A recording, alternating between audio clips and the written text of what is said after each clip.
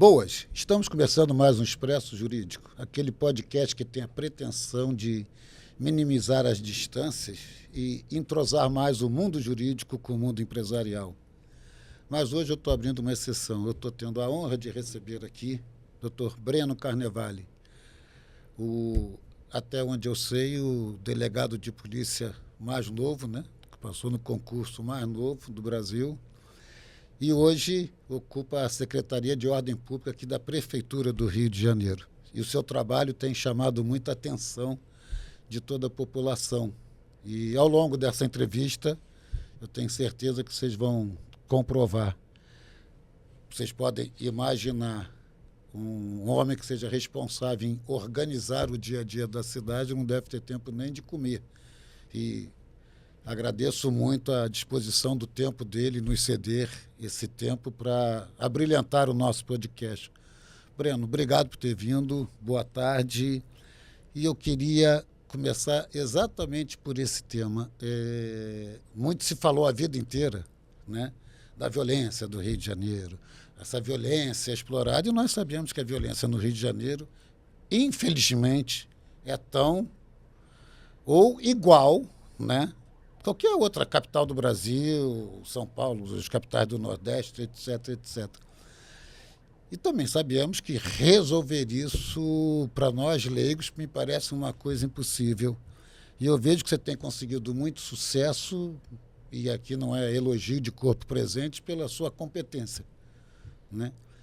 E a competência profissional, o bom trato. Acho que você muda esse perfil de policial que a gente costuma ver, né? Porque suas ações são sempre muito mais, me parece, estratégicas, né? Muito mais de inteligência e proativas, e quando você efetivamente começa eu vejo nos jornais, etc., a agir, né? É quase que com o consenso da população, mesmo aquela que possa parecer prejudicada. E eu boto esse exemplo aqui, queria começar, se você me permite, por essas demolições ilegais que você tem feito na cidade do Rio de Janeiro, né? Ainda mais em área de milícia, etc, etc. Como é que você consegue essa proeza de entrar ali e fazer essas demolições e a repercussão ser sempre positiva e sem essa reação, pelo menos aparente, da milícia, que sempre existiu e hoje me parece que não existe de forma tão, pelo menos, pública, né? Álvaro, primeiro quero te agradecer, né, a oportunidade de estar aqui. Para mim é um prazer, uma satisfação. Acompanho o podcast, então me sinto muito honrado de estar aqui, podendo contribuir com esse debate, né? Falar um pouquinho de Rio de Janeiro, falar um pouquinho de segurança pública. E hoje, na Secretaria de Ordem Pública, né, na Prefeitura do Rio, que é o cargo que hoje ocupo, a gente realmente tem uma preocupação muito grande, né, em trabalhar o ordenamento urbano, mas também em auxiliar a segurança pública, né? A gente entende que o município ele tem condições, né, com as suas ferramentas, com as suas atribuições, de colaborar e auxiliar a segurança pública, obviamente integrado às forças policiais do Estado e do governo do Estado. Então a gente tem um tema muito importante na cidade, que é o ordenamento do crescimento da cidade. E aí a gente entra na questão das construções, né? E construções ilegais na cidade do Rio de Janeiro, nas últimas décadas, se transformou em um grande produto de riqueza para esses criminosos organizados. Então, o mercado imobiliário ilegal, ele passou a ser um grande negócio para essas quadrilhas, né? Que hoje na verdade não sou nem eu, né? Hoje a gente já classifica, né, essas quadrilhas às vezes como narcomilícia, tendo em vista essa associação, né, esse compadrio de milicianos, traficantes. Então, esse trabalho é um trabalho que exige, obviamente, inteligência, né, mapeamento, exige-se um trabalho de integração de forças com as polícias para a gente poder acessar essas áreas que muitas vezes, na sua grande parte, sofrem influência armada desses criminosos. E o nosso objetivo é um tripé, né, de pilares que nos guiam nesse objetivo de demolição de construções irregulares. O primeiro deles é preservar a vida. A gente teve em 2019 um caso, triste caso na Muzema, em que um prédio desabou, pessoas morreram. Então, nosso objetivo principal é preservar vidas. Essas construções, na maioria das vezes, elas não têm segurança, elas não têm laudo, elas não têm um engenheiro acompanhando. Isso coloca em risco a vida da população. Além de preservar a vida, é justamente o ponto que você tocou, asfixiar financeiramente o crime organizado. Então, hoje, na minha visão, como delegado de polícia, a gente consegue avançar muito na investigação criminal, né? Fornecendo elementos de informação para que aquele sujeito seja perseguido criminalmente, enfim, processado, julgado. Através da prefeitura, com as demolições administrativas, eu consigo atingir a riqueza dele, né? Então, a organização criminosa tem como premissa a substituição fácil dos seus membros. Então, as prisões, por mais importantes que sejam, elas acabam sendo superadas, em tese, por essa fácil reposição de indivíduos. Com a demolição, a gente consegue ir na coluna vertebral desse empreendimento ilícito e criminoso. E aí a gente consegue alcançar um objetivo, né, que é a asfixia financeira do crime organizado. E o terceiro pilar é o ordenamento da cidade, para evitar crime ambiental, enfim, fazer a cidade crescer sustentável. Você tem uma noção, que eu acho que esse é o grande daí, obviamente você deve ouvir isso o dia inteiro, mas óbvio, quando você fala isso vem Al Capone, né? Como é que foi preso, como é que foi exatamente na questão financeira. Você consegue ter atualmente saber qual o impacto que você já criou financeiro de prejuízo, uma estimativa disso?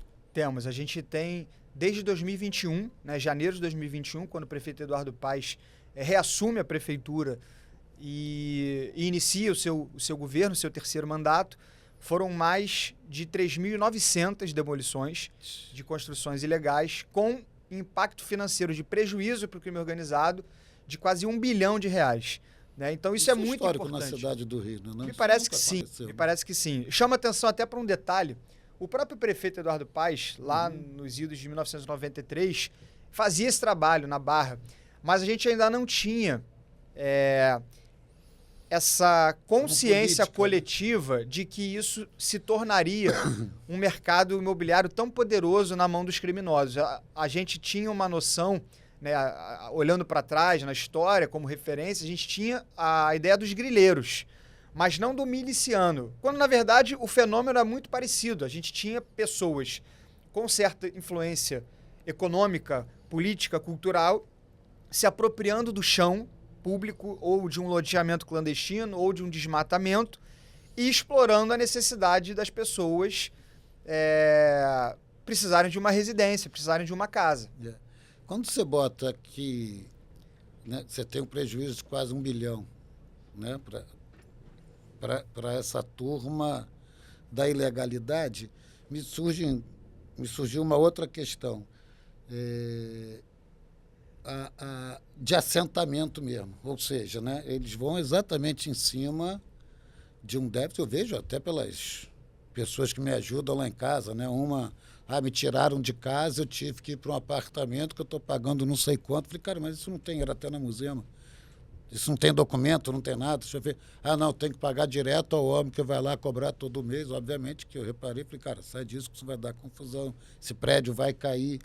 Quer dizer, eu falo que além desse impacto, né, você bem ressaltou, de preservação de vidas, etc., do impacto econômico, eu fico imaginando que junto com essa destruição, de certa forma também nesse negócio de gatunete, gás, isso tudo está relacionado, a milícia efetivamente sai do local quando isso acontece? A gente tem, até para destacar, isso é muito importante, dessas 3.900 demolições, são demolições de construções não habitadas, ou seja, a gente evitou que essas pessoas tivessem esse prejuízo em que elas, enganadas, muitas vezes despendem o dinheiro de uma vida inteira em um imóvel que jamais vai ser dela, né? E muito importante isso que você traz, porque a gente tem... Por que o mercado imobiliário ilegal ele representa tanto na economia do crime? Porque junto com o mercado imobiliário ilegal ele traz consigo um mercado consumidor atinente, que é o fornecimento de gás, de serviços básicos, de taxa de segurança, de sinal de internet. Quando a prefeitura, através dos seus trabalhos de demolição integrados ao Ministério Público e às polícias, consegue impedir essa entrada desses moradores nessas regiões perigosas, inseguras e ilegais, a gente está dando um baque também nesse mercado consumidor. Então a gente está permitindo que, além do investimento feito ser perdido pelo criminoso, ele também vai deixar de ganhar esse lucro que ele estava planejando. Né?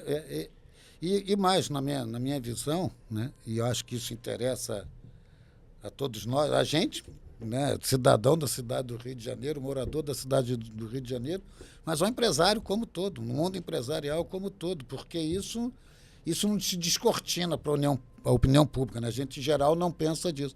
Ou seja, quando você tem o teu trabalho eficaz, né, e de sucesso, né, todas as empresas regulares, aí eu falo desde as que tem os canais legais de internet, de televisão, etc. Além disso, além de se obrigar a população a consumir de forma correta, o que obviamente é lucro para as empresas, também aquele pequeno e médio empresário, o cara que tem um botiquinho, o cara que tem não sei o quê, que ele sai do poder da polícia, da milícia, ele também, você começa a movimentar a economia formal, local, o que gera emprego, o que gera sustentabilidade e o que gera imposto para a prefeitura, quer dizer, você regulariza a vida da cidade. Quer dizer, além da segurança, essas ações são de alto impacto econômico para a cidade, né? Me parece. Exatamente. E é muito importante esse dado, porque quando a gente fala em construções ilegais, a gente está falando... Construções ilegais são uma espécie do gênero mercados ilegais, de uma forma geral. Então, a omissão do poder público, ela acaba servindo para dar vantagem ao ilegal. Então, a gente agir, né, de uma forma estratégica, preventiva, é claro, o desafio é muito grande, a gente ainda tem muita coisa para fazer, mas a gente está dificultando a vida do mercado ilegal, a gente está encarecendo a vida desse construtor ilegal e isso faz com que valha a pena se manter na legalidade ou entrar no mercado da legalidade. E isso serve, como você falou, para o construtor, para o prestador de serviço, ou seja, e aí gera-se um ciclo virtuoso, né, de sustentabilidade com foco na coletividade, em que cada um, dentro da legalidade, contribui para um lugar melhor.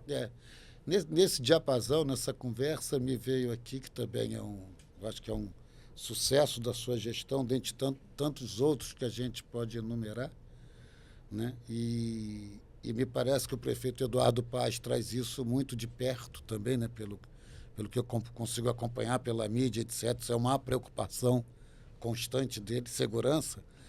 Mas esse mercado ilegal, eu me lembrei agora exatamente quando você estava falando dessas coisas, dos mercados ilegais, em que você conseguiu acabar com a centenária Feira de Acari, né? E aquelas confusões na Rua da Uruguaiana, no centro, etc. Isso também é uma grande vitória, não só para o comerciante, em termos de segurança, mas para a população, né, em termos de segurança, porque aquilo era mistura de tráfico com bandidagem, não era uma coisa de um coitadinho que está ali e montou a barraquinha, a polícia foi lá e tirou. Não, aquilo era também pertencente ao crime organizado, né? E durante anos. E você conseguiu acabar com esse mercado ilegal. Acho que o mais importante desses temas, né, Acari e Uruguaiana, primeiro é a gente não normalizar o que não é normal, né? Então, a gente está falando de algo que pode ser comum, mas não pode ser normal.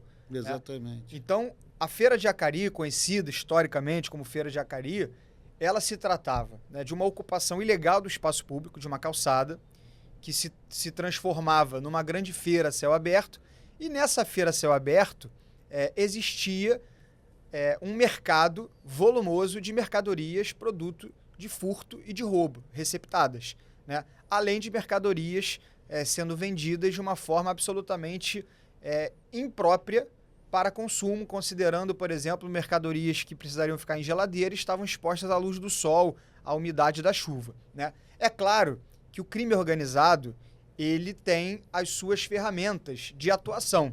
Então, eles contam, muitas vezes, né, com pessoas que acabam sendo exploradas por esses criminosos. Então, o que acontecia ali? A essência da Feira de Acari, infelizmente, passou a ser as mercadorias furtadas e roubadas.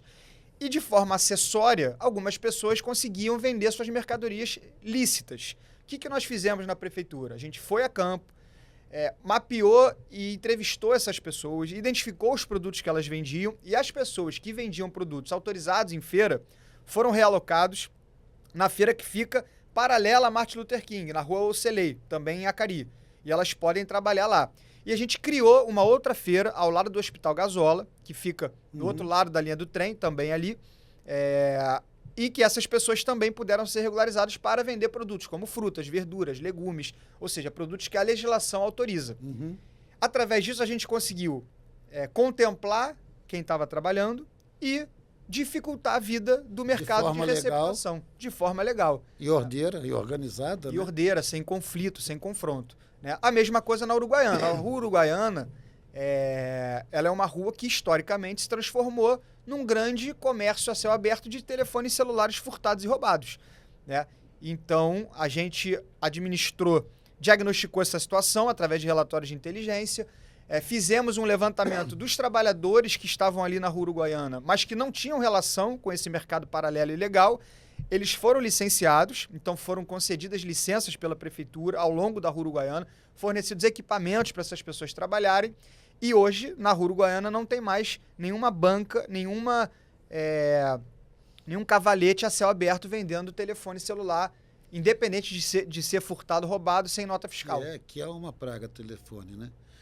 E você estava relatando, primeiro, obviamente, a gente também está tratando de segurança pública na sua maior expressão da palavra, porque eu acho que as pessoas tinham medo de andar na Uruguaiana. Né? Falou, não, vamos fugir da Uruguaiana, porque aquilo ali é terra de ninguém. Se você conseguir sair dali, entrar no metrô, quando você chegar lá, você ganha uma traça. Né? E hoje, meu escritório é ali perto, hoje você anda ali com toda a segurança. Né? Mas também, para quem não é daqui do Rio de Janeiro, a prefeitura, e eu vou usar a expressão do Dr. Breno, né? As forças de segurança do Estado Unidas, eu acho que vocês deram um show, tanto no Réveillon quanto um show mesmo da Madonna, né? De organização, de segurança. Eu acho que durante muitos anos, ou nunca se viu, tantos elogios à segurança nos dois eventos, né? Isso eu diria assim, isso é inteligência no sentido de estratégia, ou você bota isso como um mero momento da população já cansada e já começa a participar, né? Quer dizer, a própria população já reage, né? Porque foi um show, todo mundo elogiou, o que era medo começou a ser prazer para as famílias.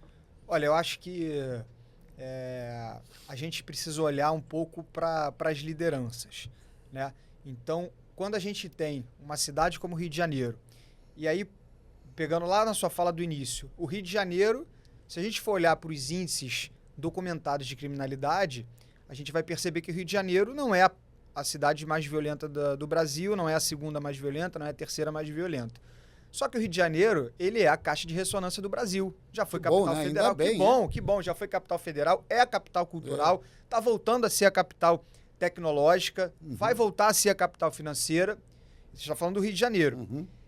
Então, é claro que, como caixa de ressonância que tudo que aqui acontece vai ganhar uma repercussão maior mundo afora. E que bom pra gente, né? Mas que bom agora, porque a gente olhando para a liderança, então eu vou trazer Réveillon, vou trazer show da Madonna, dentre outros eventos que o Rio de Janeiro conseguiu resgatar, e aí não há como deixar de fazer esse marco temporal do retorno do prefeito Eduardo Paes para a cidade, que é um gestor que olha para a cidade, né, com o trabalho, com cuidado. Então, a primeira situação é autoridade. Né? São 3 palavras que eu vou trazer para esse sucesso. Primeiro é autoridade, é resgate de autoridade, né? E aí a gente não está falando necessariamente de polícia, a gente está falando de autoridade política, né? O cara com legitimidade para dizer, o Rio de Janeiro vai fazer isso dar certo e a gente vai fazer o trabalho acontecer e as pessoas vão acreditar e confiar. Depois é senso de responsabilidade, né? Então, assim, somos responsáveis por gerir, por administrar, por cuidar de uma cidade como o Rio de Janeiro, com todas essas premissas que a gente trouxe aqui. Isso é muita responsabilidade. E eu vou trazer o mundo para cá. Seja no Réveillon, seja no Carnaval, seja para assistir o último show a céu aberto da Madonna na América Latina. E a terceira palavra é integração, né? É olhar para a ordem pública e para a segurança pública como políticas de Estado. Então, a Prefeitura do Rio hoje, ela tem integração com a Polícia Militar, ela tem integração com a Polícia Civil, a Guarda Municipal integrada com outros órgãos de segurança, justamente para que, no final do dia, a população, que é a grande destinatária do nosso serviço, seja protegida. Então, esses são os exemplos, né? A integração foi a palavra-chave para que Madonna pudesse estar aqui no Rio de Janeiro, com segurança, com ordem, e as pessoas pudessem aproveitar esse momento da cidade.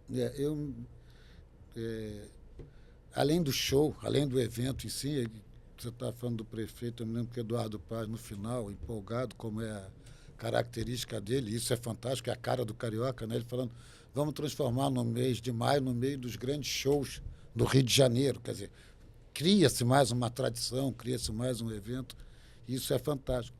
Mas eu me lembro especificamente desse show, né, das críticas, né, da organização, e o que a prefeitura, o que o Estado como um todo, mas basicamente a prefeitura, lucrou financeiramente com esse show.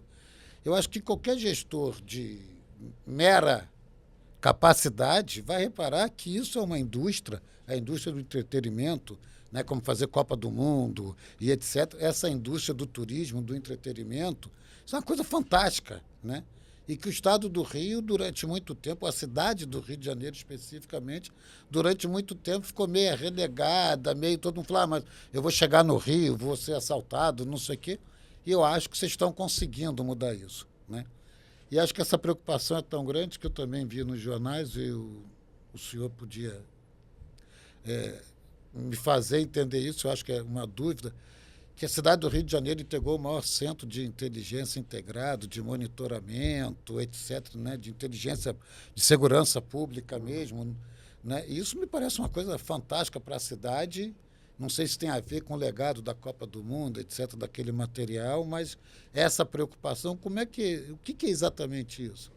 Essa é uma iniciativa, né, da Prefeitura, justamente para, através das suas ferramentas de inteligência, dos seus dados, auxiliar e contribuir com a segurança, especialmente através dessa colaboração com os órgãos de investigação e monitoramento da cidade. Então, hoje a gente tem, né, a Civitas, que é uma central de inteligência, vigilância e tecnologia de apoio à segurança pública, em que os radares da Prefeitura vão ser utilizados, né, para monitoramento de possíveis veículos envolvidos em crimes, e essas informações vão ser repassadas às autoridades, aos órgãos de investigação que, né, obviamente, apresentarem esse pedido e que vislumbrarem essa necessidade para elucidar um crime, para identificar uma pessoa desaparecida. Enfim, através desse formato de integração, a gente consegue, né, com as informações que a Prefeitura já tem, com as câmeras que a Prefeitura já tem, auxiliar o trabalho de elucidação de crimes na cidade, auxiliar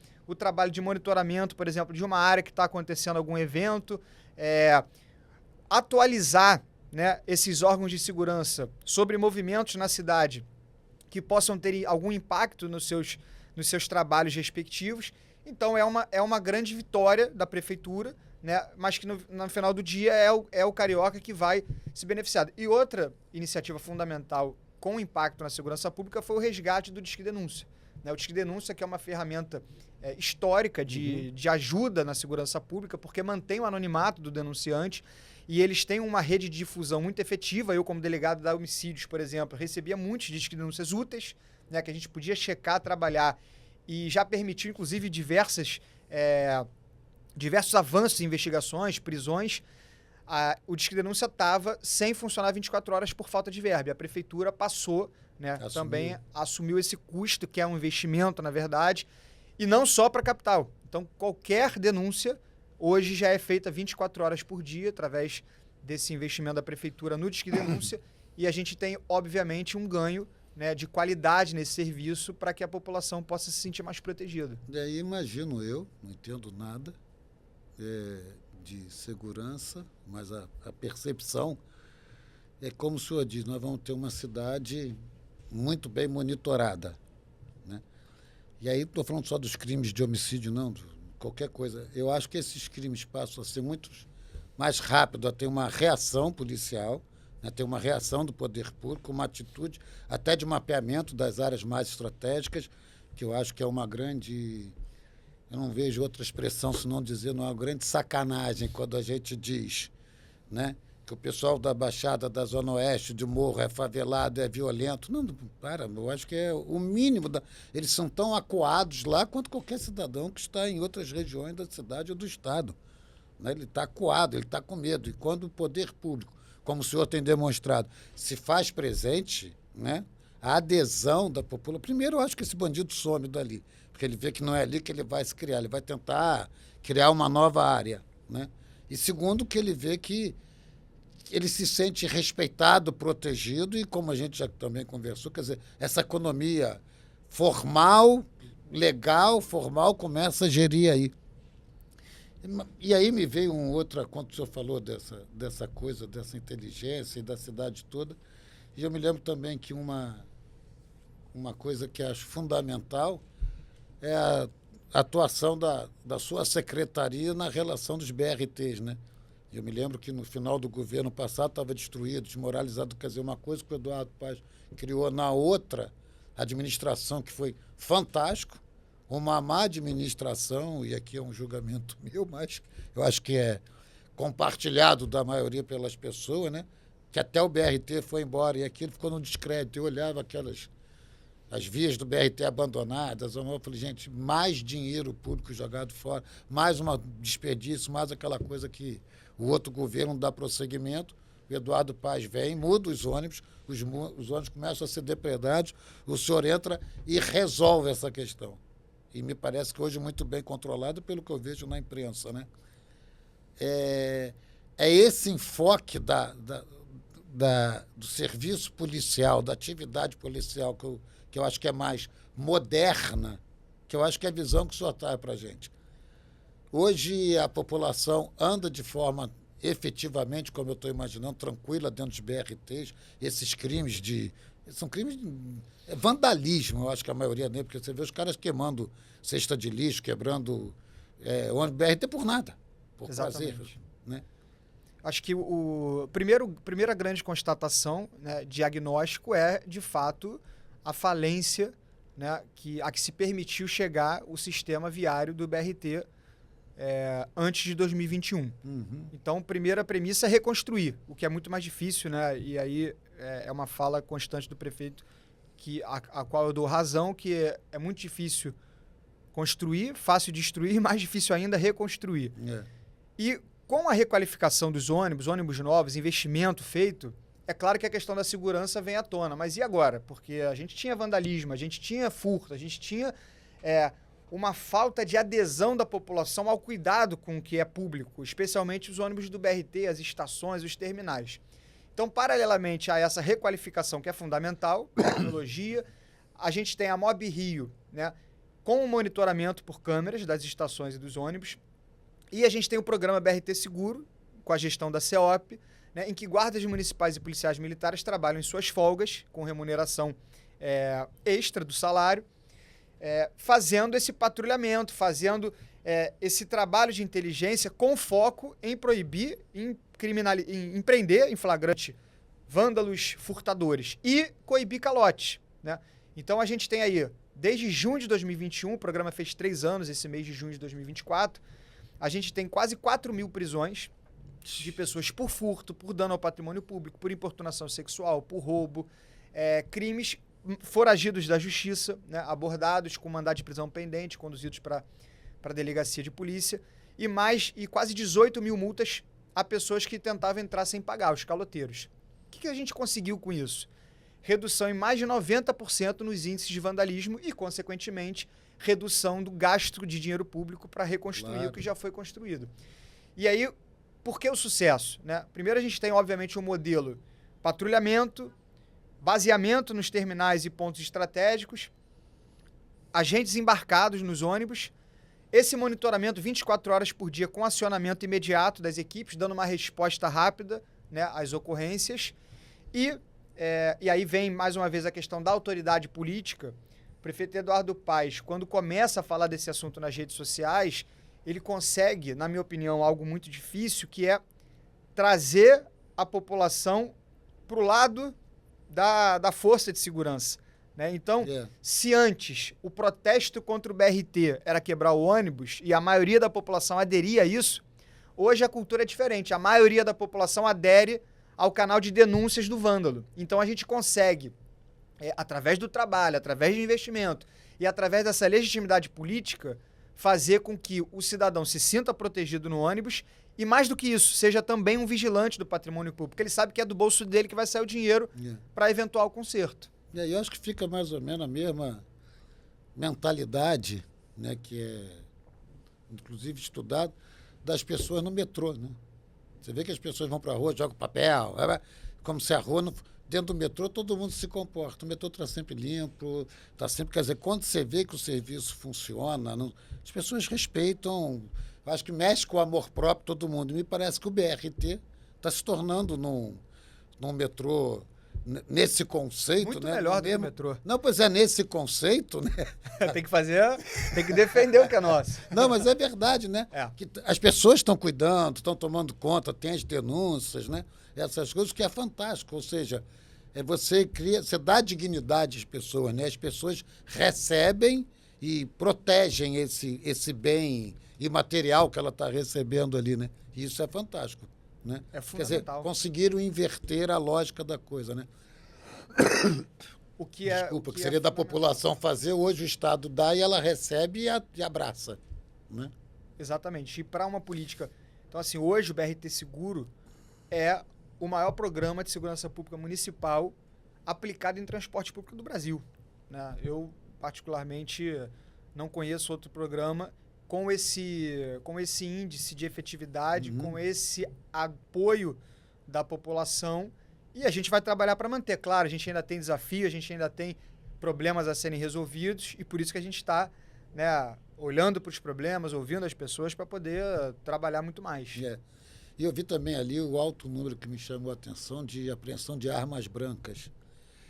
Eu não tenho noção de volume de crime disso na cidade, como é que é isso, mas é uma coisa impressionante também, né? A gente hoje tem uma questão que são questões que têm impacto na segurança pública. Não necessariamente são questões de segurança pública, na essência, mas têm impacto na segurança pública. Então, por exemplo, a gente tem problemas com furto de cabos. Né? E isso tem impacto na vida das pessoas diretamente. Sinal de internet, sinal de telefone... circulação de trens, sinais de trânsito em cruzamentos. Por que a gente está... E aí, o que a gente está fazendo com isso? A gente está, primeiro, com duas direções. Uma, fiscalização de ferros velhos, que muitas vezes, não sempre, mas muitas vezes, acabam servindo de receptação desses materiais. Então, desde 2021, a CEOP, né, já apreendeu 115 toneladas desses materiais. Fio queimado, cobre, tampas de bueiro... todos esses materiais em ferros velhos, né? Especialmente em empresas que muitas vezes serviam para reciclagem e que tinham lá uma sala secreta, fechada, compactada, em que a gente achava esses cobres. Com essas fiscalizações, o que acabou acontecendo? Como crime organizado, ele também vai buscando se safar. Passaram a colocar ferros velhos dentro de áreas em que há uma influência territorial armada, né? E fazer o transbordo dessa mercadoria nas madrugadas. Isso exige da gente, né, uma operação conjunta com as polícias. A gente tem feito e tem conseguido. Esse mês mesmo, a gente apreendeu 0,5 tonelada, né, no Complexo da Pedreira de materiais dessa natureza, cobre sem procedência.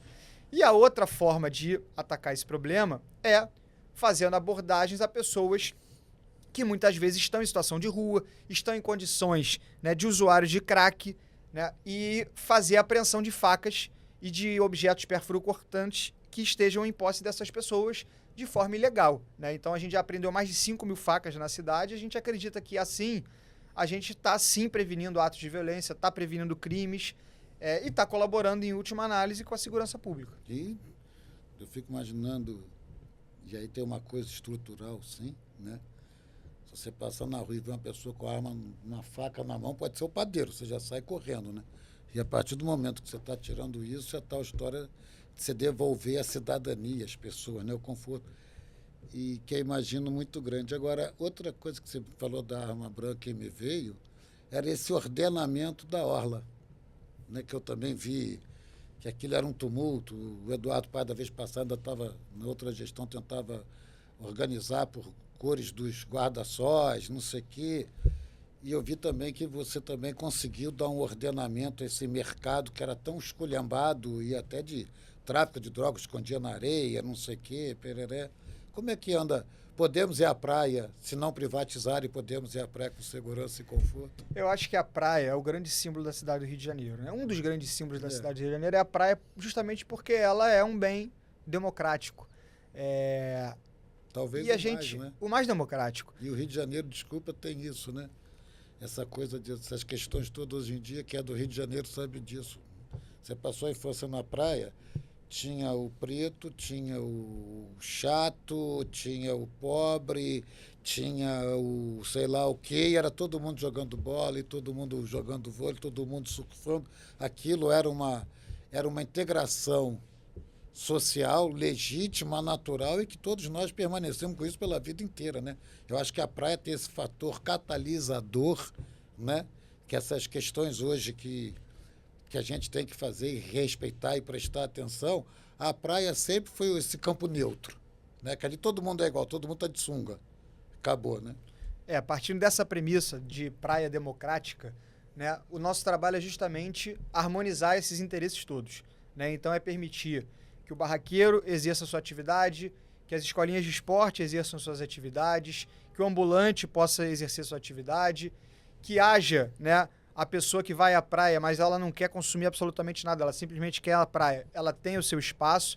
Então é toda uma economia da praia que é fundamental para a cidade, que a gente tem que olhar para ela e organizar, né? Então tem os equipamentos, a gente está olhando a gente aproveita também esse período, né, que a praia continua cheia, mas não é o verão, para a gente justamente fazer alguns ajustes. A gente está olhando com muito foco para isso, justamente para que a gente possa estar melhorando sempre, né? A gente tem a Operação Verão sempre muito bem sucedida, né? A gente conseguiu estancar também ocorrências de arrastões, enfim, a gente, integrados à Polícia Militar, fazendo um trabalho de prevenção também, permitindo que as pessoas possam ir à praia de forma ordenada, segura, e é um desafio, né, numa cidade como Rio de Janeiro, né? E a gente vai ajustando e aperfeiçoando.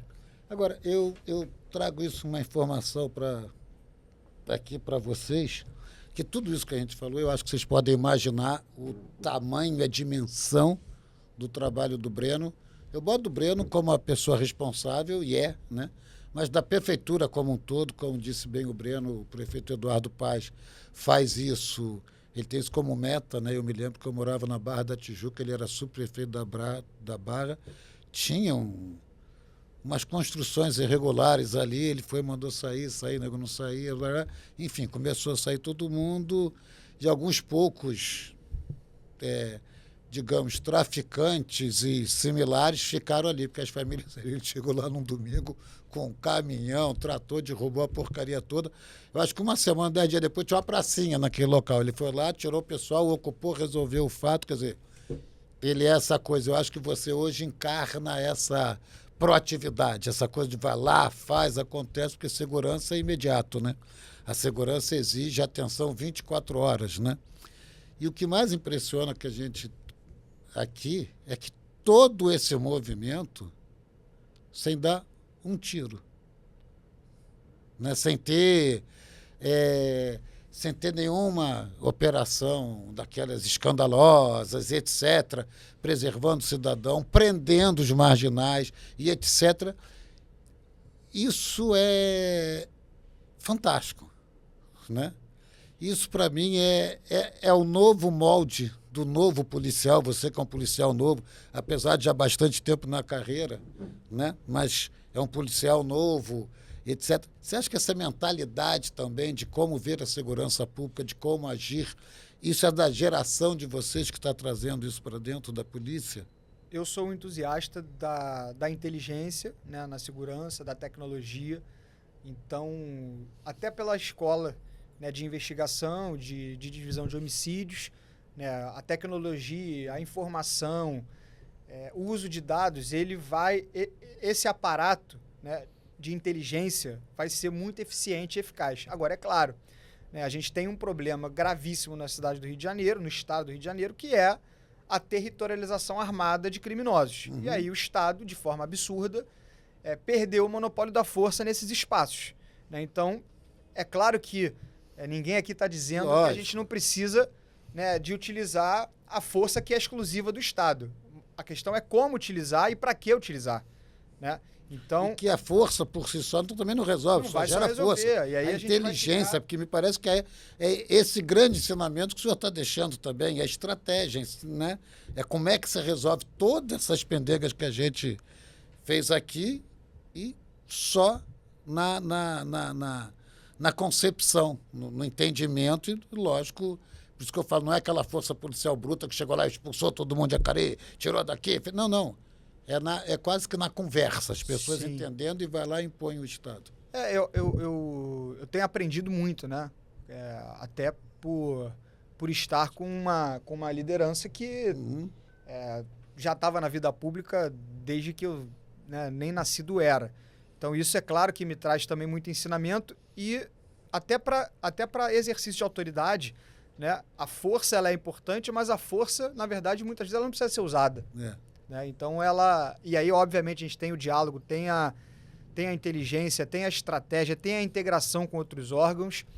E aí a gente, através desse sistema de ferramentas, né, que a gente tem à nossa disposição e a gente tem a vontade de aplicá-las, né, aí a gente consegue de fato fazer a diferença. Mais uma vez, sabemos que a gente sabe que tem muito desafio ainda a ser vencido, mas a gente olhando para frente e avançando cada vez mais. É. Eu boto isso, eu me toquei já do adiantado a hora, imagino que o senhor deve estar doido para correr, que deve estar cheio de coisas para fazer, mas eu fui brindado há um tempo atrás, no lançamento, esse livro. Eu não sei se a gente consegue puxar a imagem aqui, né? E aqui não estou fazendo comercial do livro, não, até porque a gente poderia terminar dizendo a venda nas boas livrarias, mas infelizmente não existe mais as livrarias, mas num site.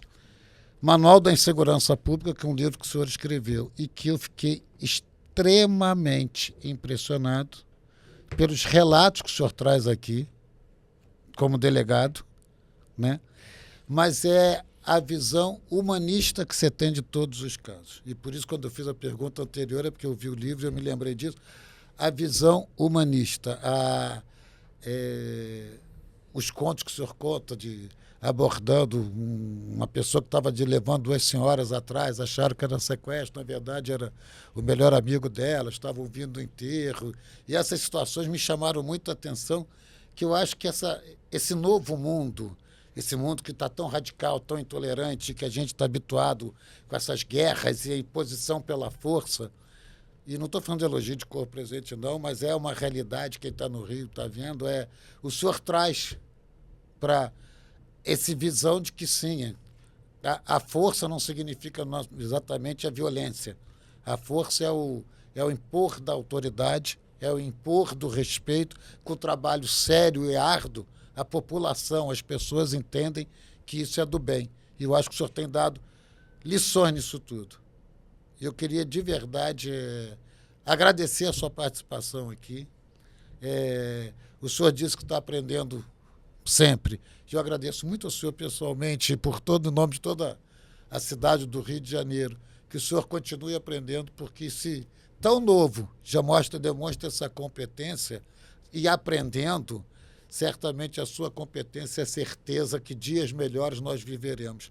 Agradeço pelo seu trabalho, agradeço pela sua competência, agradeço pelo tempo dispensado e, obviamente, será uma honra sempre que pudermos botar esse papo em dia. Sinta-se convidado e muito grato pela sua presença. Doutor Álvaro, obrigado pelas palavras, pela presença, pela oportunidade.